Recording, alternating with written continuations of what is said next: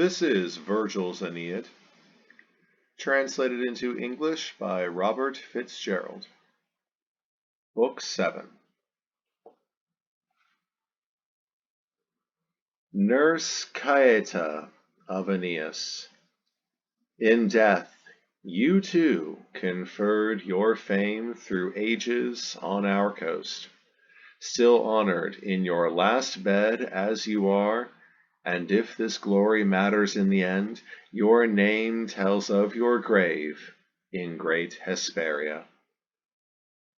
When he had seen Caeta's funeral performed, her mound of tomb heaped up, Aeneas waited until the sea went down, then cleared her harbor under sail.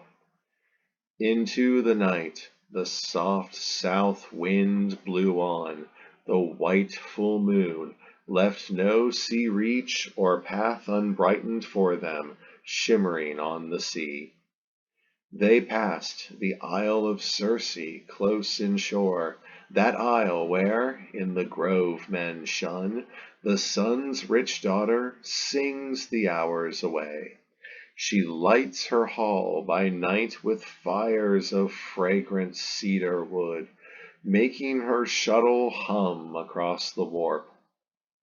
Out of this island now they could hear lions growling low in anger at their chains, then roaring in the deep night, bristling boars and fenced-in bears, foaming in rage, and shapes of huge wolves howling. Men they once had been, but with her magic herbs the cruel goddess dressed them in the form and pelt of brutes. That night, to spare good Trojans foul enchantment, should they put in or near the dangerous beach, Neptune puffed out their sails with wind astern, giving clear passage, carrying them onward past the boiling surf. Then soon to eastward sea began to redden with dawn rays, and saffron-robed Aurora in high heaven shone on her rosy car. Now suddenly the wind dropped, every breath of wind sank down, and oar-blades dipped and toiled in the sparkling calm. Still far offshore, Aeneas, on the lookout, sighted a mighty forest, a fair river, Tiber, cutting through, and at its mouth expelling eddies of clay-yellow water into the sea. Above it, all around, birds of myriad colors, birds at home on river bank and channel, charmed the air with jargoning and flitting through the trees. Aeneas called, "Right rudder!" to the steersman. "Turn the prows to land!" and, smiling, pulled for shade on the great river. Be with me, muse of all desire, Erato, while I call up the kings, the early times, how matters stood in the old land of Latium, that day when the foreign soldiers beached upon Ausonia's shore, and the events that led to the first fight. Immortal one, bring all in memory to the singer's mind, for I must tell of wars to chill the blood, ranked men in battle, kings by their own valor driven to death, Etruria's cavalry, and all Hesperia mobilized in arms. A greater history opens before my eyes. A greater task awaits me. King Latinus, now grown old, had ruled his settled towns and countryside through years of peace. Tradition makes him a son of Faunus by a nymph, Modica of the Laurentines. The father of Faunus had been Picus, who in turn claimed you for sire, old Saturn, making you the founder of the dynasty. By fate, Latinus had no son or male descendant, death having taken one in early youth. A single daughter held that house's hopes, a girl now ripe for marriage for a man, and many in broad Latium, in Ausonia courted her, but the handsomest by far was Turnus, powerful heir to a great line. Latinus's queen pressed for their union, desiring him with passion for a son. But heavenly portents, odd things full of dread, stood in the way. There was a laurel tree, deep in an inner courtyard of the palace, venerated for leafage, prized for years, having been found and dedicated there, so the tale went, to Phoebus by Latinus, when he first built a strong point on the site. And from this laurel tree he gave his folk the name Laurentines. Here, for a wonder, bees, in a thick swarm borne through the limpid air, with humming thunder, clustered high on top, and, locking all their feet together, hung in a sudden mass that weighted leaves and bough. A soothsayer declared, "In this we see a stranger's advent, and a body of men moving to the same spot from the same zone to take our fortress." Then came another sign. While the old king lit fires at the altars with a pure torch, the girl Lavinia with him, it seemed her long hair caught, her headdress caught in crackling flame, her queenly tresses blazed, her jeweled crown blazed. Mantled then in smoke and russet light, she scattered divine fire through all the house. No one could hold that sight anything but hair-raising, marvelous, and it was read by seers to mean the girl would have renown and glorious days to come, but that she brought a great war on her people. Troubled by these strange happenings, the king sought out the oracle of his father Faunus, teller of destinies, to listen there in woodland by Alibunea's high cascade and plashing holy spring, that noblest wood that in cool dusk exhaled a brimstone vapor. All Italians, all the Oenotrian land, resorted to this place in baffling times, asking direction.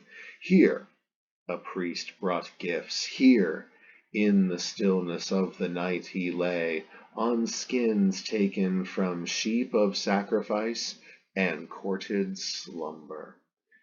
Many visions came before his eyes, and strangely on the air he heard their different voices, and took part in colloquies of gods in undergloom, addressing the grim powers of Acheron. Now here in turn Father Latinus came for counsel, ritually putting to the sword 100 sheep. He lay on their piled fleeces. Then came a sudden voice from the inmost grove. "Propose no Latin alliance for your daughter. son of mine. Distrust the bridal chamber now prepared. Men from abroad will come and be your sons by marriage. Blood so mingled lifts our name starward. Children of that stock will see all earth turned Latin at their feet, governed by them as far as on his realms the sun looks down on ocean east or west. So ran the oracle of Father Faunus in the still night, a warning that Latinus could not keep to himself, but far and wide report of it had reached Ausonian towns before the sons of Laomedon moored ship at the grassy riverside. There, with his officers and princely son, Aeneas took repose beneath a tall tree's boughs.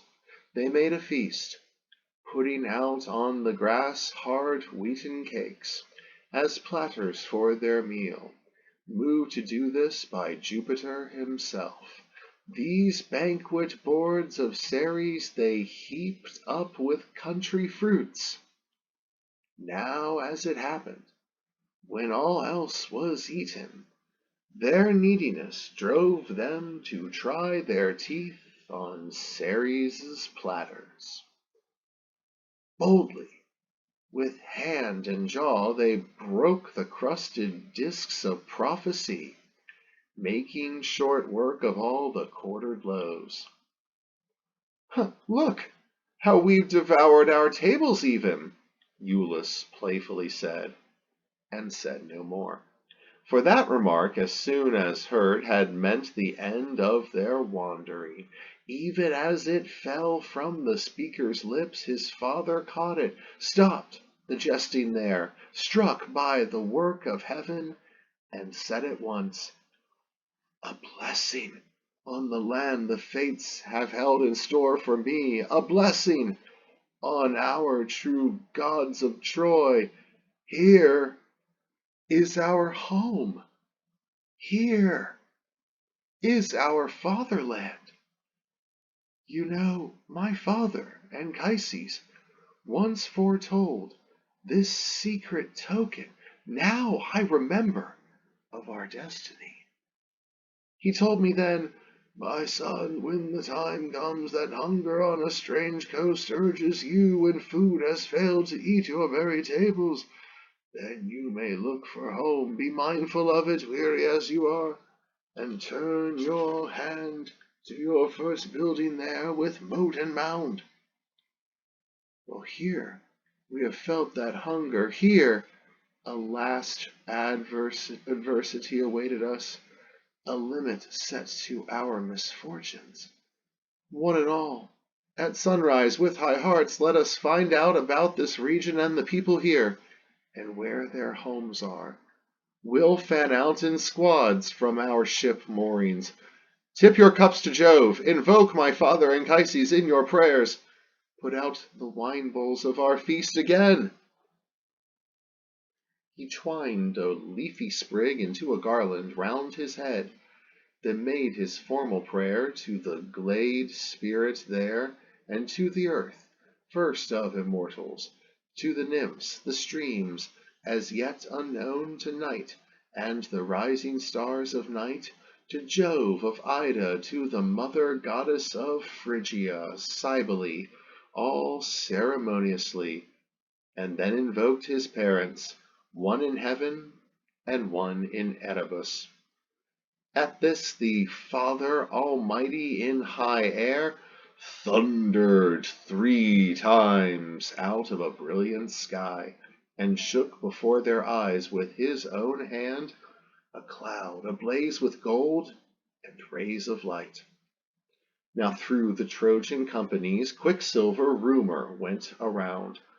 The day had come, for laying down the walls owed them by fate, and each outdid the other as they fell to feasting and rejoicing in the omen, setting the bowls and garlanding the wine.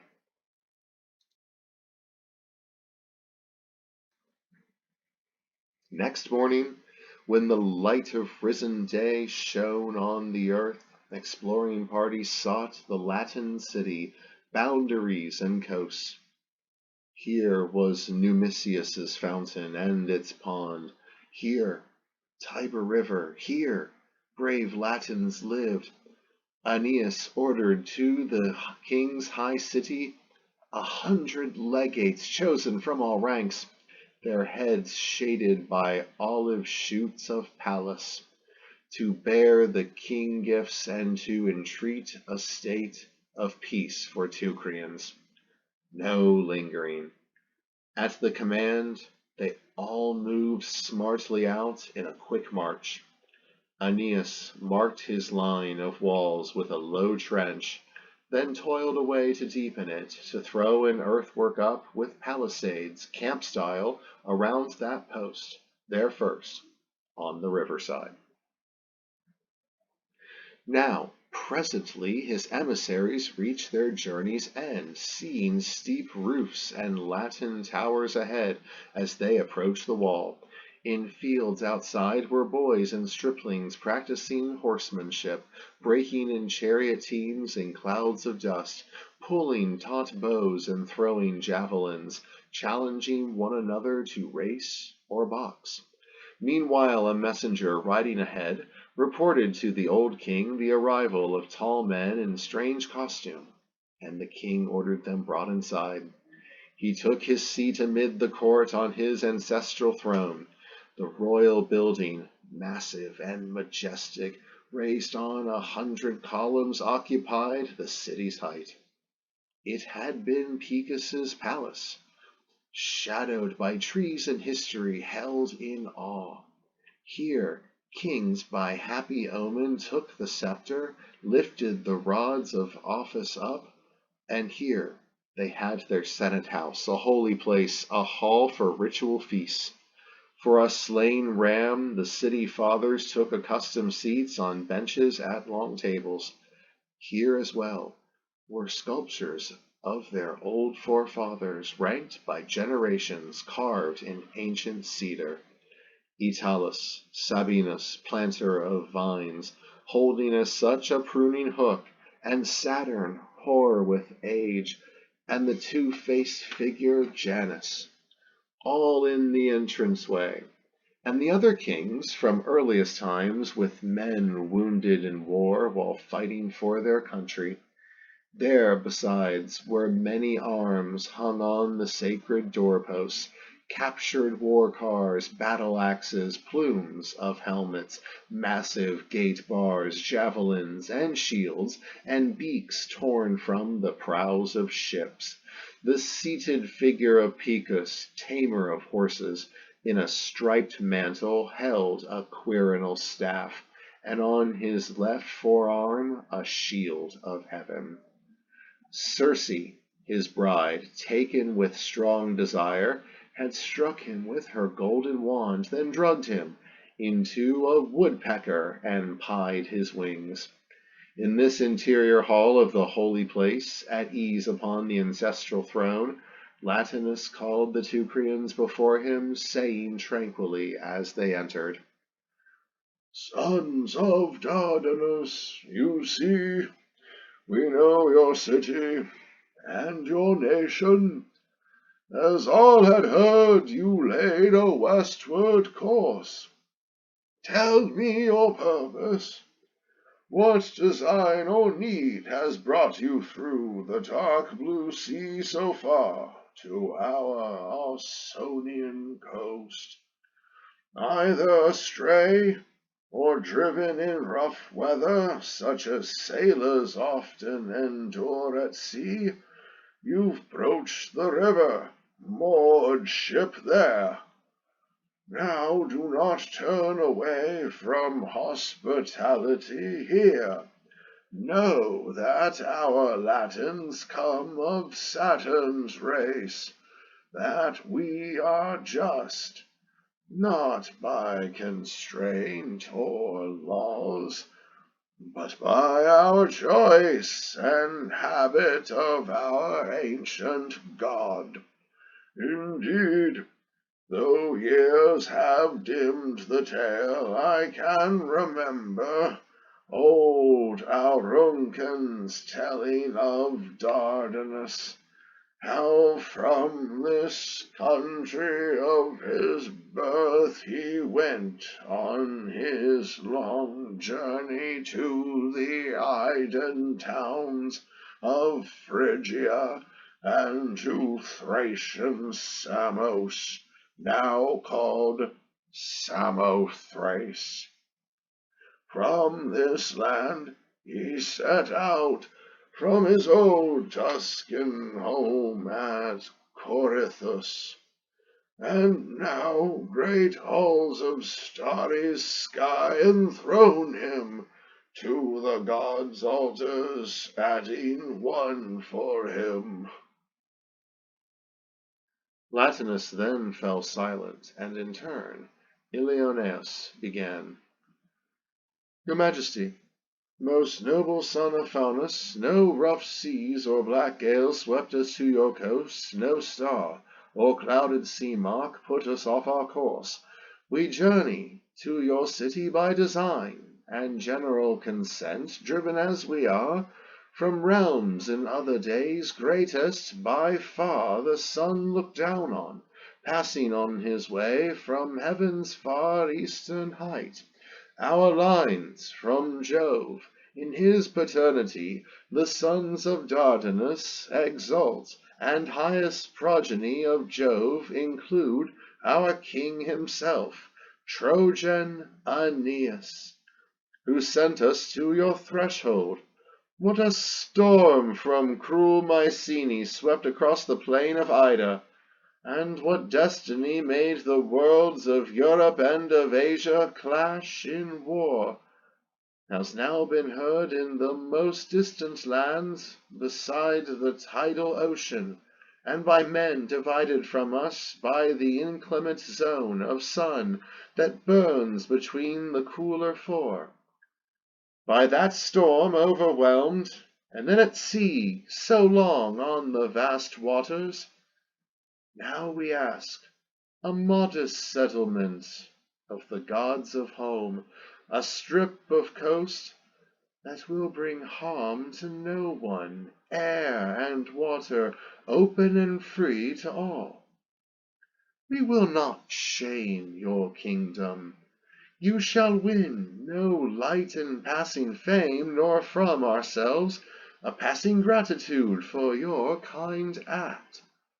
Ausonians, who take Troy to their hearts, will not regret it. By Aeneas's destiny, I swear, by his powerful right hand, whether tested in covenants or battle, many a people, many a race, and here, do not disdain us for this overture in offering pleas and garlands.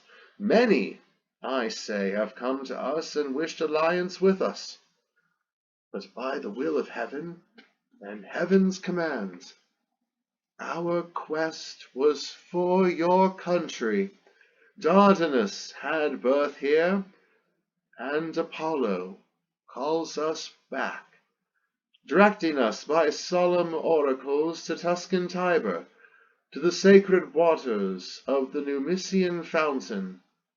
Here, besides Aeneas gives you from his richer years these modest gifts, relics caught up and saved from burning Troy. This golden cup Anchises used for libations at the altars. Priam bore this accoutrement when giving laws to peoples in due form called to assembly. Sceptre and holy diadem, and robes woven by Trojan women.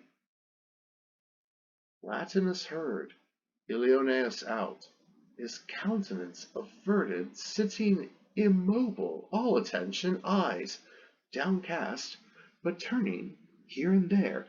The embroidered purple and the sceptre of King Priam moved him less in his own kingliness than long thoughts on the marriage of his daughter, as he turned over in his inmost mind old Faunus's prophecy.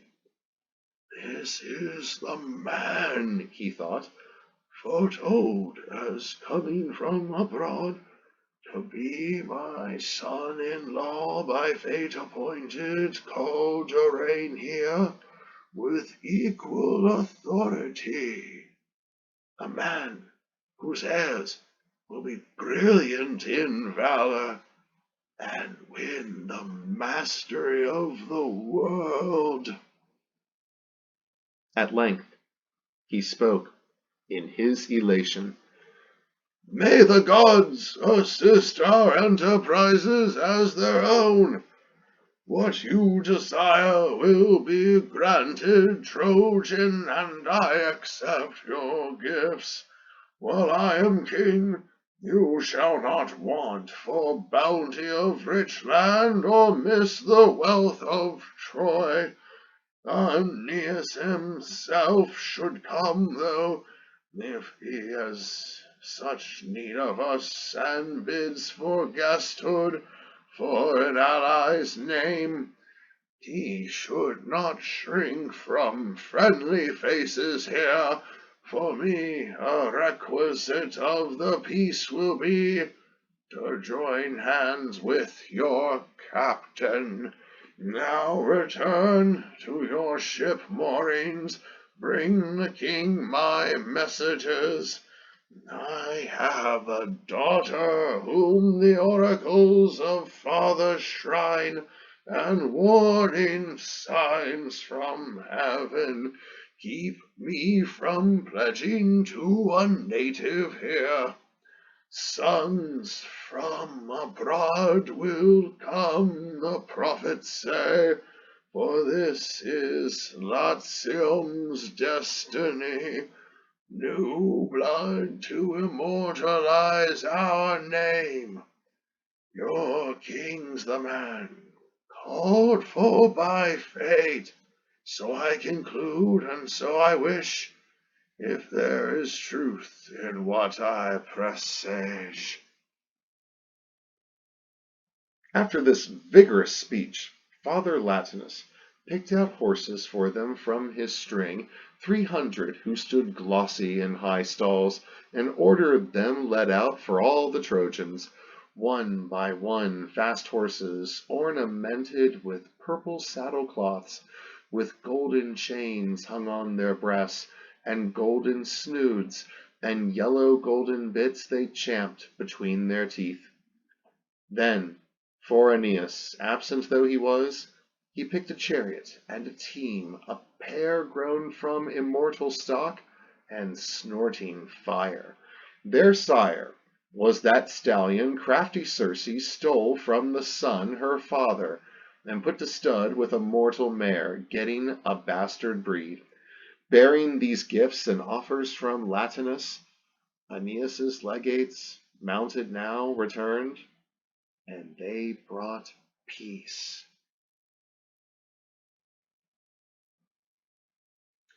Only look upward, though, at Jove's unpitying queen.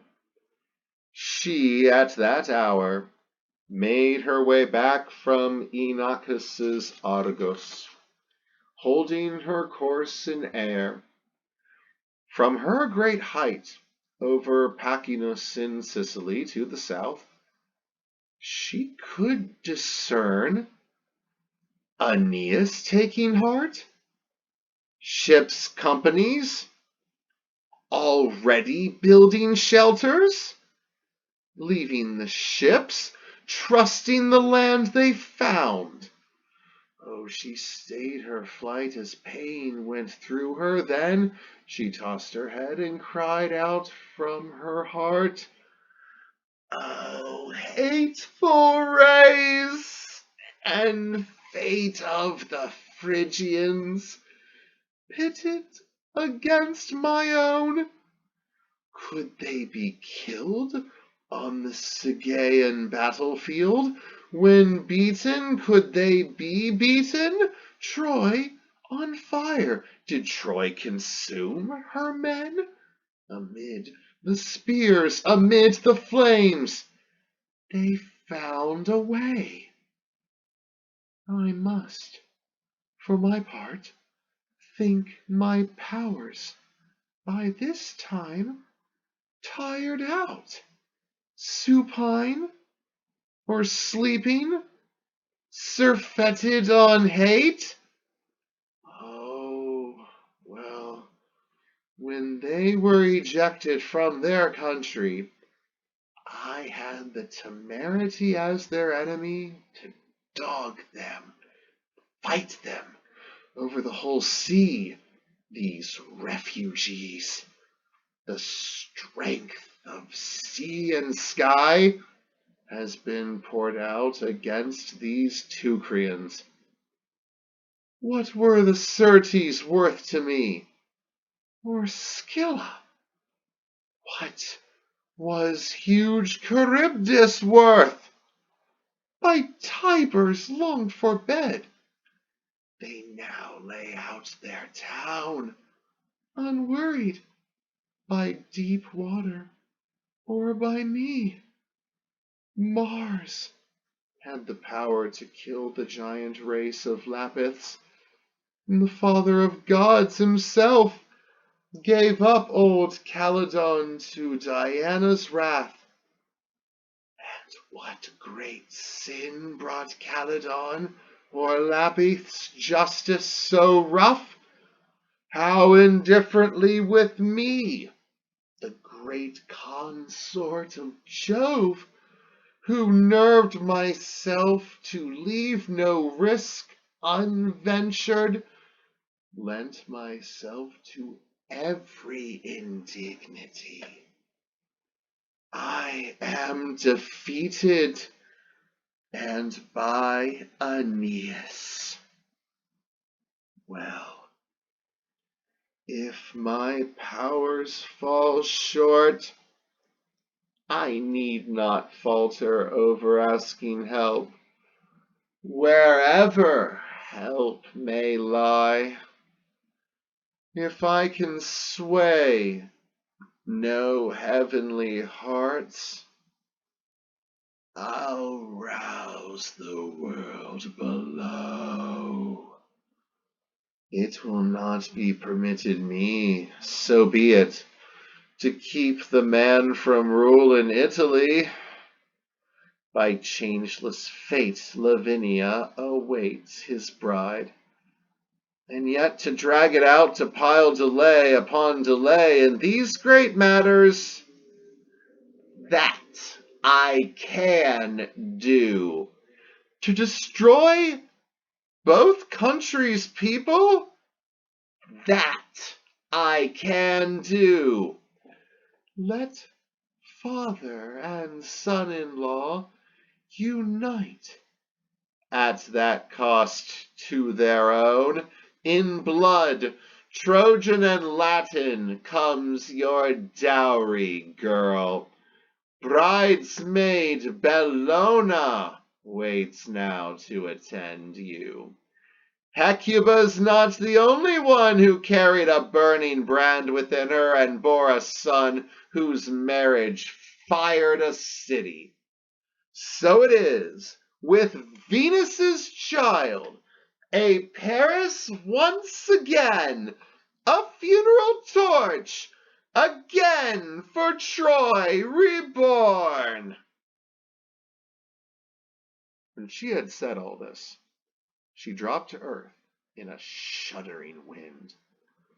From the dark underworld, home of the Furies, she roused Alecto, grief's drear mistress, with her lust for war, for angers, ambushes, and crippling crimes. Even Her father Pluto hates this figure, even her hellish sisters, for her myriad faces, for her savage looks, her head alive and black with snakes. Now Juno spoke to excite her. Here's a service all your own that you can do for me, daughter of night.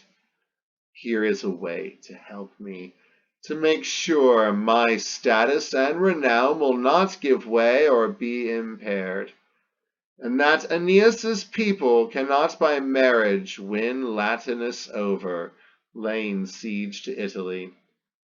You can arm for combat brothers of one soul between them, twist homes with hatred, bring your whips inside, or firebrands of death.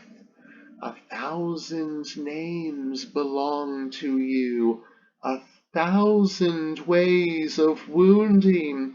Shake out the folded stratagems within you, break up this peace pact, scatter acts of war. All in a flash, let men desire, demand, and take up arms.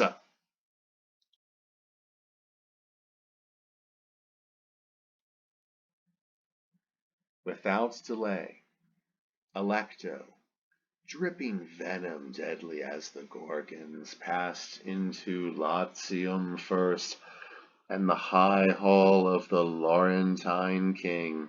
She took her place on the still threshold of the queen Amata. Burning already at the Trojans' coming, the plans for Turnus' marriage broken off, Amata tossed and turned with womanly anxiety and anger. Now the goddess plucked one of the snakes, her gloomy tresses, and tossed it at the woman, sent it down her bosom to her midriff and her heart, so that by this black reptile driven wild, she might disrupt her whole house. And the serpent, slipping between her gown and her smooth breasts, went writhing on, though imperceptible to the fevered woman's touch or sight, and breathed viper's breath into her. The sinuous mass became her collar of twisted gold, became the riband of her headdress. In her hair it twined itself and slid around her body, while the infection first, like dew of poison fallen on her, pervaded all her senses, netting her bones in fire. Though still her soul had not responded fully to the flame, she spoke out softly, quite like any mother, shedding hot tears at the marriage of her child to a Phrygian. These Trojan refugees, father, are they to take away Lavinia in marriage?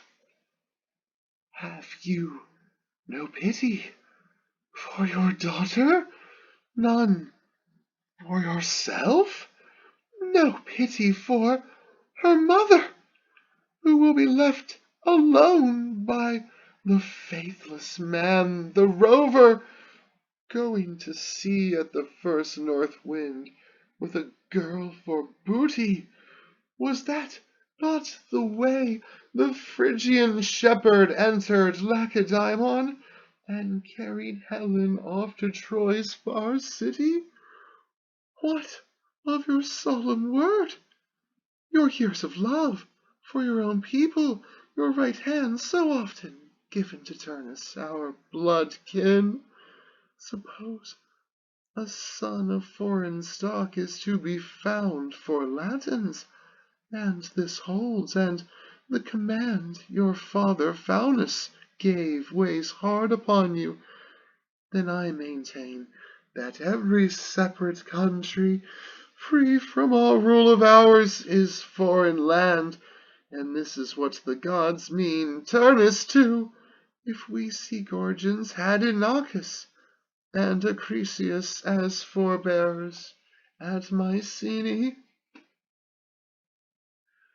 Finding Latinus proof against this plea, and holding firm, while in her viscera the serpent's evil madness circulated, suffusing her, the poor queen, now inflamed by prodigies of hell, went wild indeed, and with insane abandon roamed the city.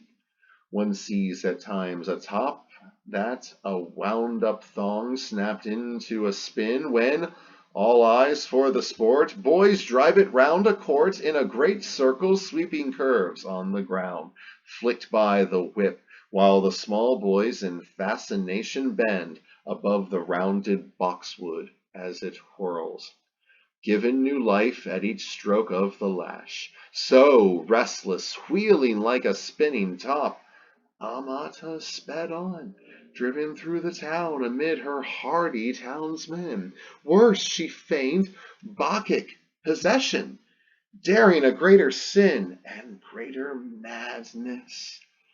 Off to the woods she ran, into the leafy hills, and hid her child, to snatch a marriage from the Teucrians, or to postpone the wedding. Evoe Bacchus, she shrilled out, and then cried again that you alone, the god, deserved the girl, who held an ivy thyrsus in your honor, and danced for you, and let her hair grow long, sacred to you. As word of this went round, Laurentine mothers, fired by sudden madness, felt the same passion to acquire new homes. They left the old ones, bearing to the wind their necks and hair, while some in fawn-skin dress filled heaven with long quavering cries, and bore vine-covered wand spears. In their midst the queen held up a blazing firebrand of pine, and in her fever sang a marriage hymn for Turnus and her daughter. Glancing round with bloodshot eyes, she called out suddenly and savagely, "Mothers of Latium, listen! Wherever you may be, if your good hearts feel any kindness still for poor Amata, any concern for justice to a mother, shake your headbands loose, take up the revel along with me." To this extreme she went, in the wild wood, the wilderness of beasts, driven by Alecto with a Bacchic goad. When to the Fury's mind the first mad fit had been whipped up enough, seeing Latinus's counsel subverted and his home undone, Alecto rose up on her sombre wings, and flew straight to the bold Rutulian's walls, the city which, they say, Danae founded with her Acrisian colonists, blown there by gale winds from the south. Ardea once our early fathers called the place, and still the great name stands, though Ardea's fortune waned. In his high dwelling there, in darkest night, Turnus peacefully slept. Alecto stripped her savage mask off, and her fury shape, to take on an old woman's face. She lined her forehead with deep seams, put on white hair and headband, twining there a shoot of olive, so she became Calibe, thrall in age to Juno, and a priestess of her temple. Moving near before the young man's eyes, she wheedled, "And Turnus, can you bear to see so many efforts wasted, spilt like water, and your own rule made over to the Dardan colonists? The king withholds your bride, withholds the dowry that you fought and bled for. Go into danger and be laughed for it. Mow down the Tuscan ranks, Shelter the Latins under your peace pact. So these messages, while you lay in the stillness of the night, Saturn's almighty daughter ordered me herself to bring before you. Come then, put your young troops under arms, glory in arms, prepare a sortie and a fight. These Phrygian captains in their camp on our fine river, give them a burning, burn their painted ships. Great force in heaven demands it. Let the King Latinus too, unless he undertake to yield your bride and keep his word, let him feel this, and feel at last the fear of meeting Turnus in arms. Now, making light of her, the young man gave his answer to the seer. News of the squadron making port on Tiber has not failed, as you think, to reach my ears. Do not imagine me afraid. Queen Juno has not forgotten me. But old age, mother, sunk in decay and too far gone for truth, is giving you this useless agitation, mocking your prophet's mind with dreams of fear and battles between kings. Your mind should be on the gods' images and on their shrines. Men will make war and peace, as men should do. Being so dismissed, Alecto blazed in wrath, and a sudden trembling ran through the man's body, even as he spoke, his eyes in a rigid stare. And now the fury hissed with all her serpents, all her hideous faces, glancing round with eyes of flame as the man's faltering tongue tried to say more. She threw him back and raised a pair of snakes out of her writhing hair, then cracked and cracked her whip and railed at him.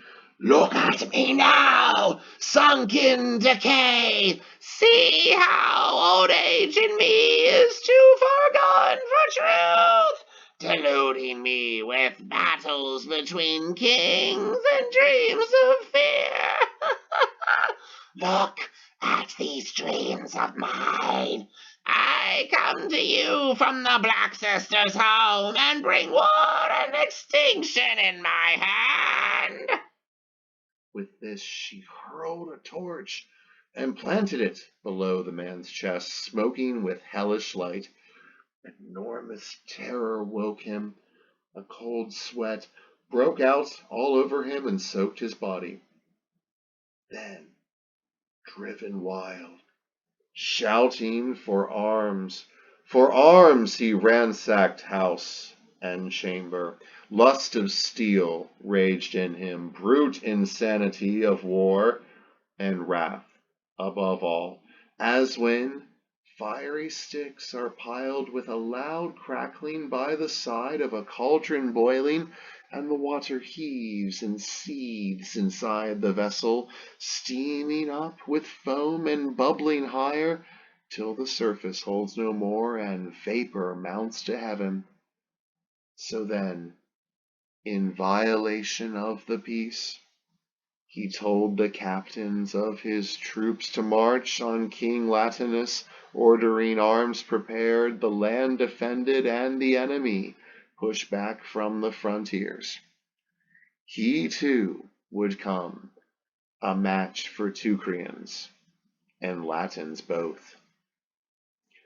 His orders given, vows made to the gods, his countrymen cheered one another on, and vied with one another to make war, this one admiring Turnus's princeliness, his figure and his youth, this one the king's, his ancestors, this one his feats afield.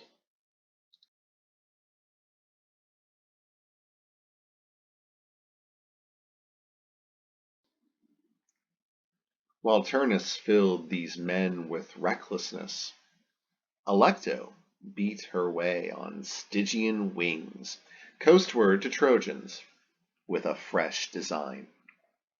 Surveying that wild region on the shore, where shining Iulus trapped or hunted, here the virgin of the wailing underworld brought sudden frenzy on the hounds.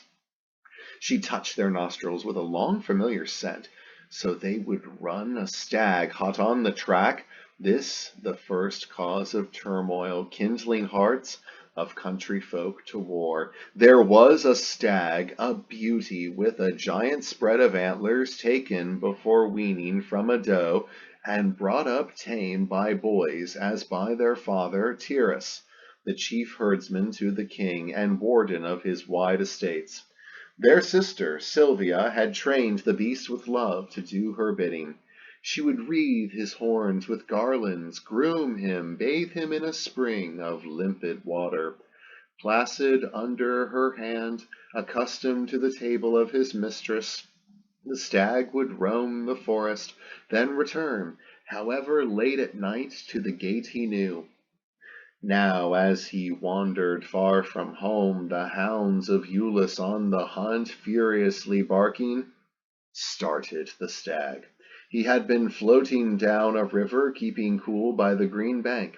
Ascanius himself, now on the chase and passionate for the honor of the kill, let fly a shaft from his bent bow. Alecto's guidance did not fail his hand, or let him shoot amiss, and the arrow, whizzing loud, whipped on to pierce the belly and the flank. Mortally hurt, the swift deer made for home in the farm buildings. Groaning, he found his stall, and coated with dark blood, he filled the house with piteous cries, as though imploring mercy. Hugging her shoulders, beating with her hands, the sister Sylvia raised a cry for help, calling her tough countrymen, who came soon unexpectedly, for the pitiless fiend in the silent wood lay hidden. One was armed with a burnt-out brand, one with a knotted cudgel, each with whatever weapon anger first put in his groping hand. Herdsmen for war were rounded up by Tyrrus, breathing fury, armed with an axe, for he had chanced to be splitting an oak 4 ways with driven wedges. Now the fierce goddess from her lookout post, judging the time for further harm had come, flapped to the stable roof, and from the peak sounded the herdsman's call. On her curved horn she sent into the air a blast from hell, at which all groves were set at once a-tremble, and the deep forest rang and rang again. The lake of Trivia heard it far away, so did the river Nar, whose current pales with sulphur, and Velinus of the springs, and frightened mothers held their children close. Then truly at the sound, the signal given by that dire trumpet, weaponed and on the run from every quarter, farmers and foresters came together. Trojan troops as well poured from the camp through open gates to bring Ascanius aid, and both sides formed for battle.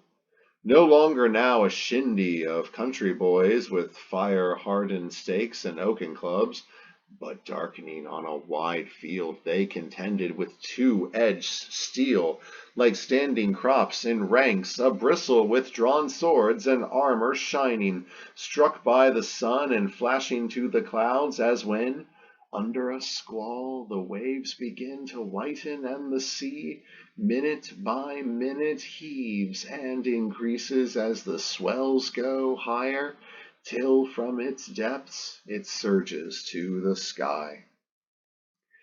Ahead of the front rank a whizzing arrow brought down a young man, Almo, eldest son of Tyrrus. As the point lodged in his throat, choking the moist channel of his voice and the frail breath of life with blood. Around him many dead soon lay. One old Galesus, killed as he interposed and pled for peace, the fairest minded of them all, and richest in those days in Ausonian lands. He owned 5 flocks of bleating sheep, 5 herds of kine, 100 ploughs that turned his many acres. Now while they fought on the wide field with Mars impartial still, Alecto's promise kept when she had stained the field with blood and caused first combat losses. Now the feral goddess left Hesperia and veered away through airy sky, proud of her feat, to brag to Juno. See, your quarrel brought to the point of grievous war. Now, tell them to be friends. Tell them to make a pact. Now that I've splashed the Trojans with Ausonian blood. Oh, there's more. If I am sure you want it, I can send out rumors to stir the border towns to war. Fire them with lust for madness of war. So they'll be joining in from everywhere. I'll scatter weapons up and down the land. But Juno said, Terrors and treacheries we have in plenty. All that may prolong a war is there. They fight now hand to hand, and arms luck gave are running with fresh blood. There is the marriage, there is the ceremony, Venus's distinguished son, and that great king Latinus may take joy in. As for you, this roving rather freely in high air is hardly as the Father wishes, he who rules highest Olympus. Down with you! If any further need to act arises, I myself will manage. At these words from Saturn's daughter, Alecto spread those wings that hiss with snakes, and left the towering air for underworld again. There is a spot in central Italy where the mountains are, a noted place, heard of in many lands, the valley of Sanctus. Flanks of forest dark with leaves close in on either side, and in the midst a torrent rumbles down a twisted channel, swirling through the rocks. Here people show a shuddersome cold cave, an outlet for the breath of cruel Dis, and an abyss that opens jaws of death, where Acheron bursts through. Between these jaws the Fury settled in her hateful power, giving relief to earth and sky. But still the queenly daughter of Saturn, undeterred, gave her last touches to the war. The crowd of shepherds, as one man, rushed from the field into the city, carrying the dead. Young Alamo and Galesus, all disfigured. There they implored the vengeance of the gods, and called upon Latinus to bear witness. Turnus, at hand now, among men on fire, with rage over the slaughter, made their fears redouble, saying rule fell to the Trojans. Italians were to mix with Phrygian stock. He had been turned away from the king's door. The kin, then, of those mothers in ecstasy who danced for Bacchus in the wilderness, Amata's name, no light encouragement, came in from everywhere with cries for Mars. Nothing would do but that, against the omens, against the oracles, by a power malign. They pled for frightful war, and they all thronged out, shouting one another round the palace. Latinus, though, like a sea cliff stood fast, like a sea cliff that, when the great sea comes to shatter it, and the waves that like hounds give tongue on every side, holds grandly on, though reefs and foaming rocks thunder offshore, and seaweed flung against it streams away. But when no power was given him to defeat their blinded counsel, and things took their course at cruel Juno's nod, Father Latinus, calling upon all the gods on heaven's empty air, cried, I am breached by fate, wrecked, swept away by storm. You'll pay the price, poor people, with your sacrilegious blood.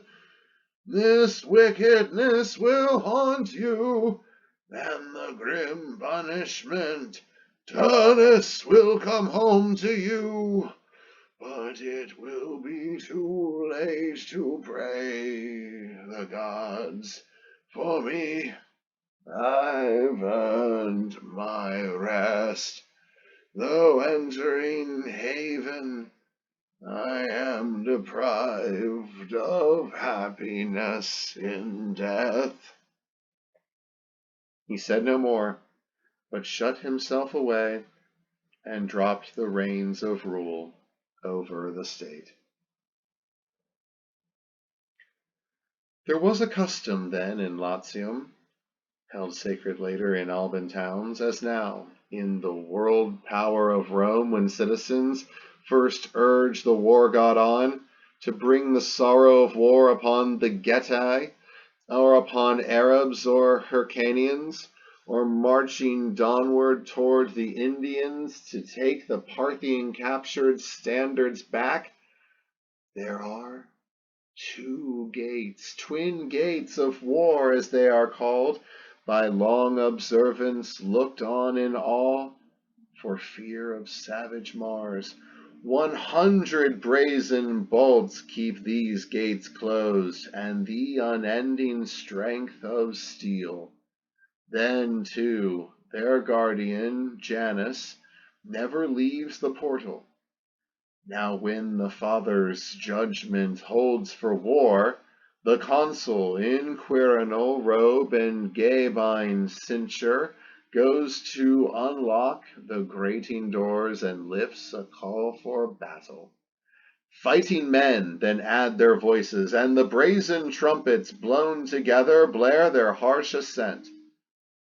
In that way now Latinus was enjoined to declare war on the people of Aeneas by setting wide the grim gates. But he would not touch them, only turned away from the repellent work and shut himself in the interior darkness. Heaven's queen, at this, dropped from the sky. She gave a push to stubborn yielding doors, then burst the iron-bound gates of war apart on turning hinges. All Ausonian lands, as yet unroused, unwakened, now took fire. Infantry mustered to cross the flatlands, mounted men, tall on their horses in the dust, whirled by, and all must take up arms. With heavy grease they rubbed shields clean and smooth, made javelins bright, and whetted axes on the grindstone, thrilled at standard bearing, at the trumpet's call. 5 sizable towns, in fact, with anvils cleared, now turned out weapons. These were tough Atina, haughty Tibur, Ardea, Crustumeri, towered Antemne. Workmen fashioned helmets, hollow and hard headgear, or for light shields bent wicker frames, while others molded breastplates out of bronze or trim greaves out of silver. Pride in plowshare and scythe had given way to this, and so had love of plowland's labor. Swords of their fathers in the smithy fires they forged anew. The trumpet calls went out, the password sign of war went round. One fellow pulled down his helmet from the wall, another yoked his whinnying horses, took his shield, put on his mail shirt, triple linked with gold, and belted on his good sword. Muses, now throw wide the gates of Helicon, your mountain, and lift up your song to tell what kings were stirred to war, what troops in each command filled all the lowlands, fighting men in whom Even in those days, bounteous Italy had come to flower, in whom her spirit blazed. For you remember, you can bring to life that time, immortal ones, while to ourselves faint wraiths of history barely transpire. First to equip a troop and take the field was harsh Mezentius of Tuscany, who held the gods in scorn. The son who rode beside him, Lausus, unexcelled in beauty except by Turnus of the Laurentines. Horse-tamer Lausus, conqueror of beasts, led from Agila's town 1,000 men, his followers in vain. He that deserved more happiness in the father he obeyed, deserved indeed no father like Mezentius. Next after these came Aventinus, athlete, son of the athlete Hercules. He showed his palm-crowned chariot and winning team, and put them through their paces on the grassland, bearing his father's blazon on his shield, the hydra wreathed in snakes, 100 snakes. In woodland on the Aventine, the priestess Rhea in secret brought this child to birth in the world of daylight. She had mingled limbs with a strong god in love, in that far time when Tyrann's hero with Geryon slain reached the Laurentine land and bathed his kine in Tiber's Tuscan water. Soldiery that Aventinus led were armed with javelins and thrusting spears, with polished poles and points they fought, or hurling shafted Sabine spikes. Their captain went on foot, swirling about him a giant lion's skin with stormy mane, still terrible, and the great head for cowl, with white fangs in the open maw. So cloaked in Hercules' shaggy accoutrement, he went up to the king's hall. Then twin brothers left Tibur's walls, that town and its townfolk named for Tibertus, elder than these two, Catillus and fierce Coras, progeny of Argos, by descent from Amphiaraos. Ahead of the front line amid the spears, they raced along as from a mountain top 2 cloud-born centaurs on the run plunged down from Homolae or from the snows of Orthrus, making the mighty forest yield and thickets crash before their onset. Then the founder of the great town, Praeneste, joined the rest. He too for war, that king whom every age believes a son of Vulcan, Caeculus, born amid the pasturing herds, but found an infant on the hearth. From far and wide his country levies came with him, rough hands of high Praeneste and of Gabine Juno's pastures, and cold Anio's riverside, and Hernican rock ledges wet with streams. Then those you nurtured, wealthy Anagnia, or you, Amasenus' father, by your waters. Armor and clanging shields and chariots were not for all, but most with slings let fly their bullets of blue lead, while others hefted pairs of darts. They wore close-fitting caps of wolfskin and gripped earth with left foot bare, the right foot roughly booted. Now Messapus, horse-taming son of Neptune, not to be brought down by any man with fire or steel, called out his tribes, long settled in their peace, battalions long unused to war, and practiced swordsmanship again. Some of his troops held land on the Fescennine heights, and some on the Faliscan lowlands, on Soracte's high points, or Flavinium's pasture land, by Mount Camenius's lake, Capenna's grove.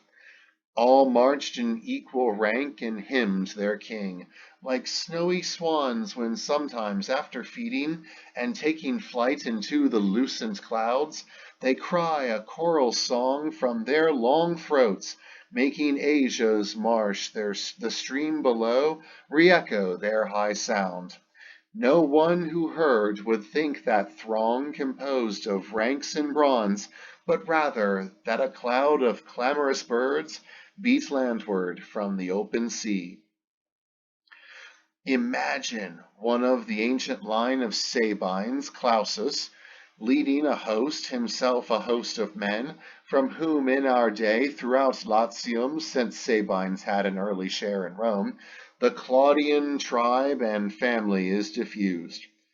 With him came Amiternum's regiment, and old world Quirites from Cures came, all troops from Aretum and fair Mutusca's olive-bearing land, Nomentum town, the Rhocean countryside around Velinus, the rugged cliffs of Tetrica and Mont Severus, and Casperia and Foruli, men from Himela's brook, and men who drank the Tiber and Fabaris river water, levies from that cold upland Nursia, from Ortina, and the people called Latini, and those whom Alia, distressful name, divides by flowing between.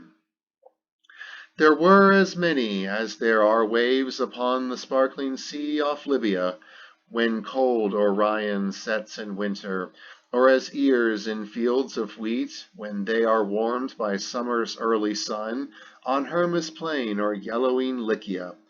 Clangor of shields and thud of marching feet made the earth tremble.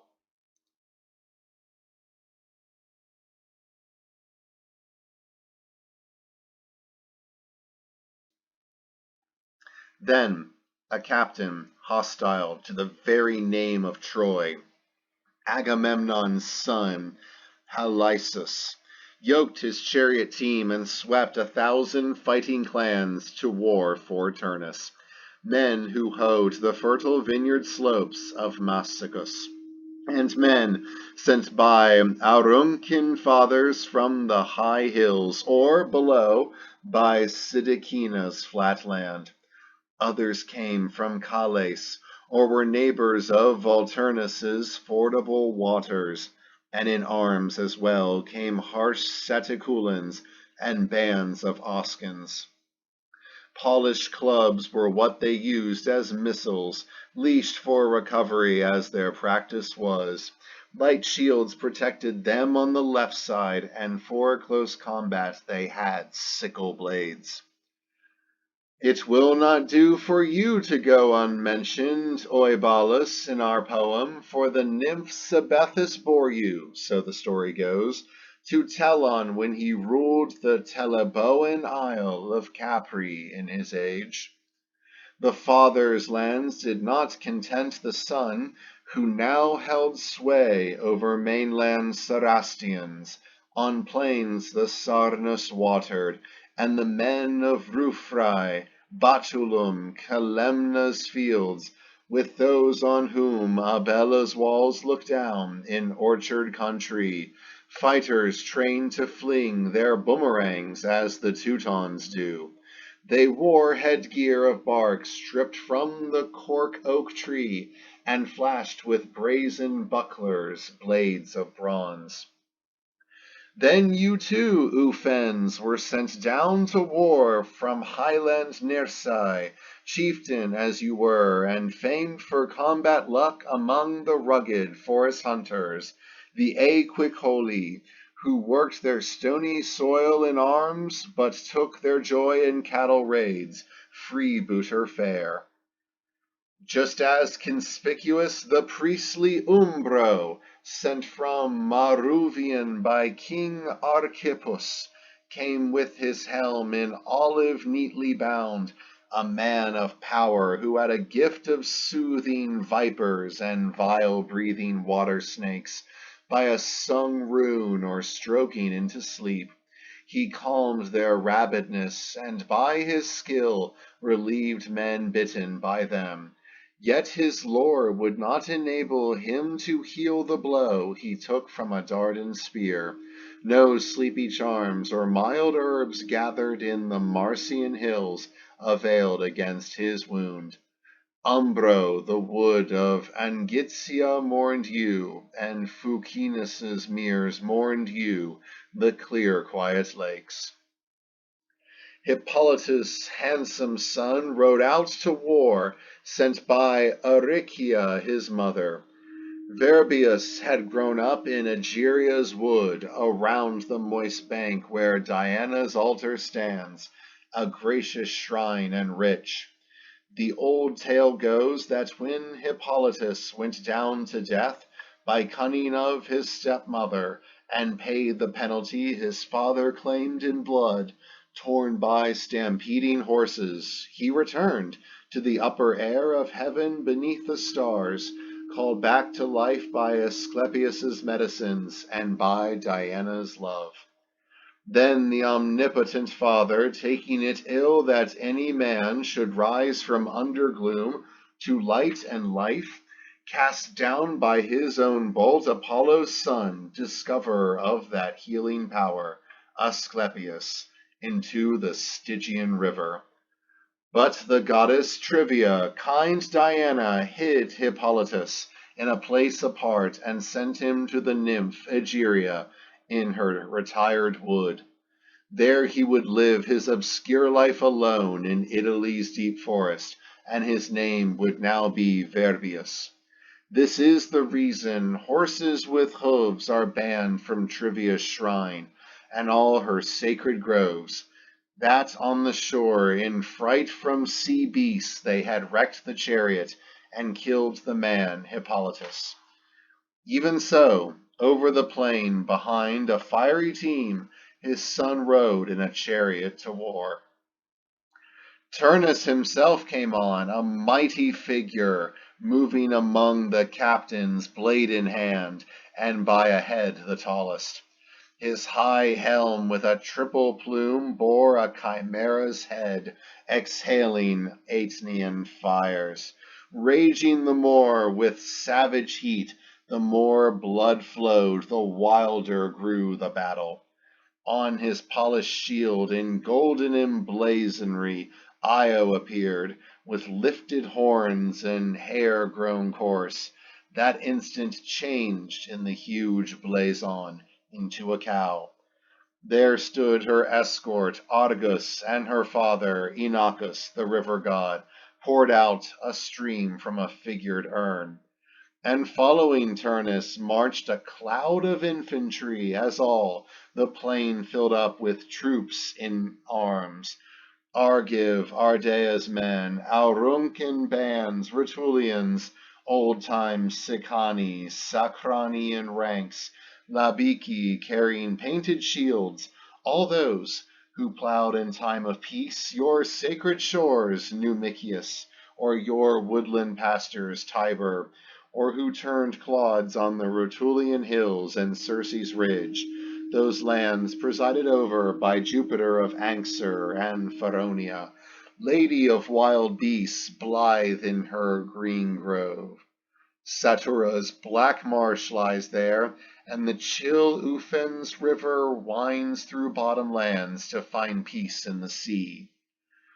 Besides all these, Camilla of the Volscian people came, riding ahead of cavalry, her squadrons gallant in bronze, a warrior girl whose hands were never deft at distaff or wool basket, skills of Minerva, she was hard and trained to take the shock of war or to outpace the winds in running.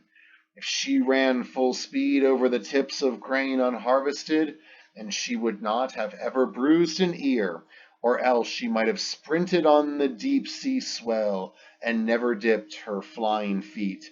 To see her, men and women pouring from the fields, from houses, thronged her passageway and stared wide-eyed with admiration at the style of royal purple robing her smooth shoulders, then at the brooch that bound her hair in gold, then at the Lycian quiver that she bore, and shepherd's myrtle staff, pointed with steel.